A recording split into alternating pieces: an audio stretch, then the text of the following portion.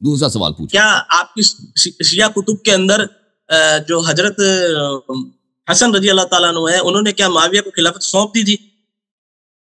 وہ مرضی سے نہیں، اگر نہیں سونپتے تو سب لوگ قتل عام ہو جاتے. وہ راضی نہیں تھے، راضی نہیں تھے، راضی نہیں تھے. سوال ہے آپ نے یہ ایکسپٹ جب کر لیا تو سونپ دی، تو اب اس پر میرا سوال ہے. پہلے میں آپ سے پوچھنا چاہ رہا تھا کہ سونپنی کہ نہیں سونپنی. جب رسول صلی اللہ علیہ وآلہ وسلم نے رسول صلی اللہ علیہ وسلم مکے سے ہجرت کیا تھا، انہوں نے مدینہ یا نہیں کیا تھا؟ کیا تھا.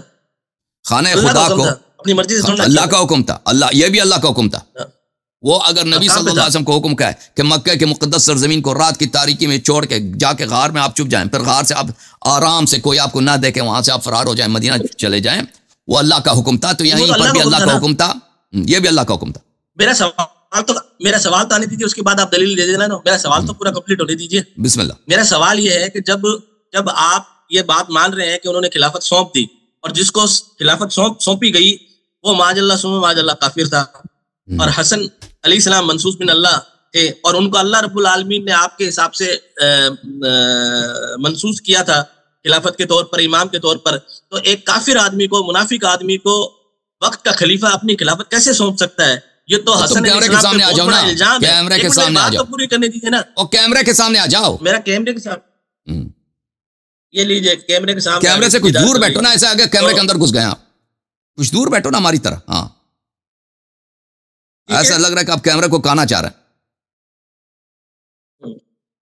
پیچھے بیٹھو، مزید پیچھے بیٹھو. نہیں ٹھیک ہے، پیچھے بیٹھو. چلے اب بولیں. میں کہہ رہا ہوں جب آپ خود ایکسپٹ کر رہے ہیں کہ خلافت سونپ دی، اور حضرت حسن منصوص بن اللہ تھے، اللہ کی طرف سے مقرر تھے، تو انہوں نے کافر یا منافق کیسے اپنی خلافت کو سونپ دی؟ یہ تو بہت بڑا بہتان ہو جائے گا حضرت حسن علیہ السلام پہ. اس کا جواب دے دیجیے مجھے. تو میں اس کا جواب دے دیتا ہوں، آپ اچھی طرح سے سن لیں. اب جواب سن لیں گے تو جواب سمجھ آئے گی، ٹھیک ہے نا؟ نہیں سنیں گے تو پھر کہیں گے دوبارہ اپنے سوال کو تکرار کریں گے. دیکھیں بولیے. بولتا ہوں. دیکھیں، امیر المؤمنین علیہ الصلوۃ والسلام کی جنگ ہوئی معاویہ سے، جنگ صفین میں. یہ سنہ 38 اور کیمرے کے سامنے آ جاؤ نا. سنہ 38 اور 38 کے درمیانی حصے میں اس جنگ میں معاویہ کے لشکر کے تقریباً تباہ ہو گئی شام والے، اور معاویہ والوں نے قرآن کو نیزوں پہ اٹھایا کہ اس طرح انہوں نے اپنی جان بچا دی، وَإِلَّا معاویہ قتل ہو جاتا، شام والے تباہ ہو جاتے. اور یہ جنگ کس کے درمیان ہوئی؟ امیر المؤمنین علیہ السلام کے لشکر والے عراق کے تھے، معاویہ کے لشکر شام والے تھے. سنہ 40 میں، یعنی کچھ مہینوں کے بعد، 15 مہینوں کے بعد، 16 مہینوں کے بعد امیر المؤمنین علیہ السلام کی شہادت ہو جاتی ہے، اور لوگ امام حسن مجتبی علیہ السلام سے بیعت کرتے ہیں. امیر المؤمنین علیہ السلام نے بھی ان کو اپنا وصی بنا لیا ہے. اب معاویہ، اب شام اور جو عراق کے اکثر جو سردار تھے، لشکر کے جنرل تھے، انہوں نے معاویہ سے رشوت لینے شروع کر دی. گورنر جو تھے امام حسن مجتبی علیہ السلام کے، انہوں نے معاویہ سے رشوت لینے شروع کی. معاویہ نے حضرت امام حسن علیہ السلام کو خط بھیجا کہ دیکھیں یہ آپ کے لشکر کے سردار ہیں، ان کے نام ہیں، فلان کو میں نے اتنے پیسے دیے، فلان کو اتنے پیسے دیے، فلان کو اتنے پیسے دیے. انہوں نے سب مجھ سے بیعت کی ہے چھپ کے، انہوں نے سب آپ سے بھی بیعت کی، پس پردہ مجھ سے بھی بیعت کی، اور یہ آپ کے خط میں ان کو بھیج رہا ہوں. انہوں نے مجھے خط بھیجے ہیں کہ جب آپ چاہیں ہمیں امام حسن علیہ السلام کو گرفتار کر کے 10 بستہ آپ کے سپورٹ کریں گے، آپ کے سپورٹ کریں گے. ان کا اپنا چچا کا بیٹا تھا عبید اللہ ابن عباس، یہاں تک کہ وہ بھی بک گیا. معاویہ نے پیسہ دے دیا، اس نے بھی اپنے لشکر کو جوڑ دیا. امام حسن مجتبی علیہ الصلوۃ والسلام نے اپنے لشکر کو جمع کیا، بار بار تقریر فرمائی کہ یہ معاویہ کافر ہے، ہمارے لشکر کے سرداروں نے، جنرلوں نے ہمارے ساتھ غداری کیا، ہمیں لازم ہے کہ ہم معاویہ سے لڑیں. لشکر والے کہہ رہے ہیں کہ نہیں جی، ہم چاہتے ہیں کہ آپ ان سے صلح کر لیں، جنگ نہیں چاہتے ہم جنگ نہیں چاہتے، ہم کیوں جنگ کریں؟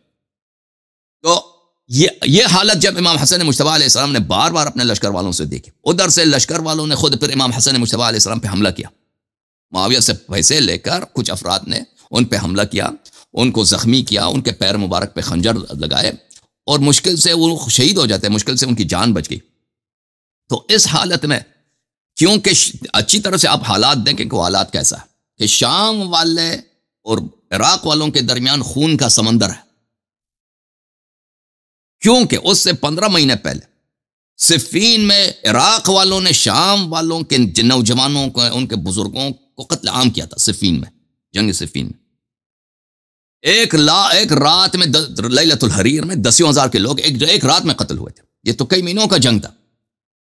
تو بہت ہی شام والوں کو بہت خوف تھا عراق والوں پر کہ عراق والوں نے ہماری جو ہے حالت خراب کر دی ہے، ہمارے نوجوانوں کو قتل کر دی۔ اور اب عراق والوں میں یہ جان نہیں ہے، کچھ افراد ہیں جو لڑنا چاہتے ہیں لیکن اکثریت بک چکی ہے، نہیں چاہتے معاویہ سے لڑنا۔ امام حسن مجتبی علیہ الصلوۃ والسلام نے اچھی طرح سے درک کر لیا کہ اب جو ہے معاویہ سے جنگ کرنا ناممکن ہے۔ اگر جنگ بھی کر لیں تو شکست یقینی ہے، کیونکہ جو افراد ہمارے ساتھ ہیں، ہمارے لشکر والے ہمیں گھیر کے گرفتار کر کے معاویہ کے سپرد کر دیں گے۔ اور یہ معاویہ والے اگر جنگ کی حالت میں اس طرح اگر فتح کر لیں عراق کو تو پھر وہ انتقام لینا شروع کر دیں گے، وہ کسی کو معاف نہیں کریں گے۔ شام والے عراق میں خون کے دریا بہیں گے، کیونکہ ان کے اتنے لوگ مارے گئے صفین میں، ٹھیک ہے نا۔ تو امام حسن مجتبی علیہ الصلوۃ والسلام کے سامنے کوئی راستہ نہیں تھا جنگ کرنے کا۔ دیکھیں انہوں نے یہ جو حکومت معاویہ کو سونپی، دیکھیں حکومت معاویہ کو اگر کسی کافر، مثلا آپ لوگ ہندوستان میں رہتے ہو نا، آپ کا وزیر اعظم کون ہے؟ ہندو۔ آپ کا صدر کون ہے؟ ہندو۔ آپ کا آرمی چیف کون ہے؟ ہندو۔ بدھ کے سامنے جا کے پوچھتا ہے، تو ہم آپ کو کہہ دیں کہ آپ نے حکومت ان کو کیسے سونپی ہے بھائی؟ آپ تو کافر ہو گئے۔ آپ نے کافر کو اپنا خلیفہ، اپنا امام، اپنا صدر، اپنا پیشوا قبول کیا اور کافر کے رول کے نیچے رہتا، آپ کافر ہو گئے۔ تو آپ کیا کہو گے؟ آپ کہو گے بھائی ہماری بس نہیں ہے۔ اب یہ جواب دو گے بھائی ان اللہ لا یکلف نفسا الا وسعها، لا یکلف اللہ نفسا الا وسعها، کہ ہمارے بس میں نہیں ہے، ہمارے پاس اتنی طاقت نہیں ہے کہ بھائی ہم انڈیا کے گورنمنٹ کو چینج کر سکیں۔ چینج کرنے کی کوشش کریں گے، ہمارے بچوں کو ذبح کر دیں گے ہندو، وہ یہ کریں گے بھی، آپ کو چھوڑیں گے نہیں۔ اگر آپ وہاں پہ کچھ کارروائی جہاد کرنے کے، غزوہ ہند کرنے کی کوشش کریں گے نا، وہ آپ کو بالکل آپ کو ایسا سبق سکھائیں گے کہ پھر بھائی نسلوں تک یاد رہے گی۔ تو آپ کیوں نہیں کرتے؟ آپ کی وجہ یہی ہے کہ بھائی یہ آپ کی مجبوری ہے۔ اگر آپ دیکھو، آپ انڈیا کے مسلمان کتنے کروڑ ہیں؟ 20-30 کروڑ تو مسلمان ہیں، علماء اتنے۔ انہوں نے اگر دولت ہند سے، حکومت ہند سے، ایک بت پرست حکومت سے جو آپ کے مسجد کو لے کر اس کو مندر بنا دیتی ہے، ٹھیک ہے نا، اس کے خلاف آپ لوگوں نے جہاد نہیں کیا، اس کا مطلب یہ نہیں ہے کہ یہ حکومت جو ہے یہ شرعی حکومت ہے۔ آپ کا عدم جہاد اور آپ کا عدم اخذ بالسیف، تلوار نہ نکالنا اس بات کی دلالت نہیں کرتی کہ اس کا مطلب یہ ہے کہ بس یہ حکومت جو ہے یہ شرعی حکومت ہے، یہ اسلامی حکومت ہے، اور اس کے بعد بھی دلالت نہیں کرتی کہ آپ دین سے نکل گئے، آپ فاسق ہو گئے، اس میں بھی دلالت نہیں کرتی، کیونکہ ہم سمجھتے ہیں کہ آپ کی مجبوری کیا ہے، نہیں کر سکتے بھائی۔